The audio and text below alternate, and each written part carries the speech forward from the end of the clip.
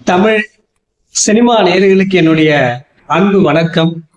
Welcome to empty திரை. இந்த ஷோல நம்ம என்ன பார்க்க போறோம் அப்படின்னா, இயக்குனர் வி கதிரேசன் இயக்கத்துல ஆரியன் ஷியாம், இமான் அண்ணாச்சி, தியா பிரசாத், லிம்பா மற்றும் பலரது நடிப்புல வெளிவந்திருக்கிற திரைப்படம் தான் அந்த நாள். இந்த படத்தினுடைய திரை விமர்சனத்தை தான் இப்ப நம்ம பார்க்க போறோம். இந்த படம் எப்படி இருக்கு அப்படின்னு சொல்லி பார்க்கலாம் வாங்க. இந்த படத்தினுடைய கதை என்ன அப்படின்னா, கதையின் நாயகன் ஆரியன் ஷியாம் பாத்தீங்கன்னா ஒரு திரைப்பட இயக்குனரா இருப்பாரு.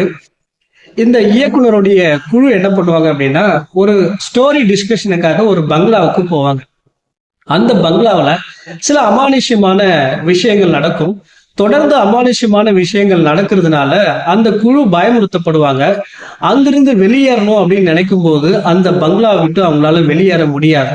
அது மட்டும் இல்லாம தலையில முகமுடி அணிந்த ஒரு நபர், ஒரு உருவம் இவங்களை கொலை பண்ண முயற்சிக்கும்.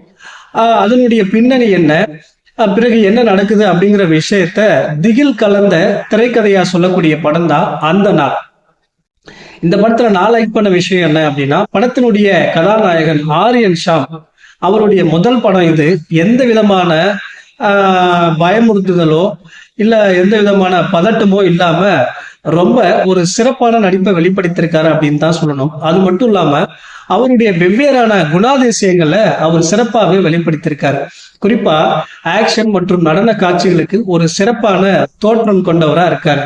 அதே போல படத்தினுடைய நாயகி தியா பிரசாத் குறை சொல்ற அளவுக்கு நடிக்கல. அவங்களுக்கு கொடுக்கப்பட்ட வேலையை சிறப்பா பண்ணியிருக்காங்க. அதே போல ஆரியன் ஷியாமுடைய உதவியாளர்களா இருக்கக்கூடிய இமான் அண்ணாச்சி, லிம்பா மற்றும் அவருடைய நண்பர்கள் எல்லாருமே அவங்களுக்கு கொடுக்கப்பட்ட வேலையை சிறப்பா பண்ணியிருப்பாங்க.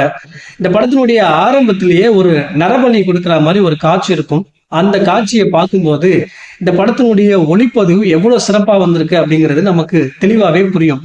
இந்த படத்தினுடைய ஒளிப்பதிவாளர் சதீஷ் கதிர்வேலன் பாத்தீங்கன்னா சிறப்பா ஒளிப்பதிவு பண்ணியிருப்பாரு.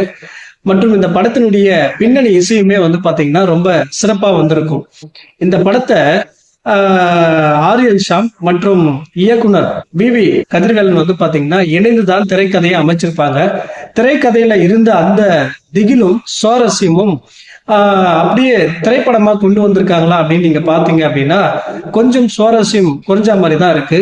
ஆனாலும் படம் ஆரம்பிச்ச உடனே ஒரு நரபலி, அடுத்து என்ன அப்படிங்கிற ஒரு சுவாரஸ்யத்தை ஆரியன் ஷியாமும் வி கதிரேசனும் இணைஞ்சு சிறப்பாகவே கொடுத்துருக்காங்க. அதுல வெற்றியும் அடைஞ்சிருக்காங்க அப்படின்னு தான் சொல்லணும்.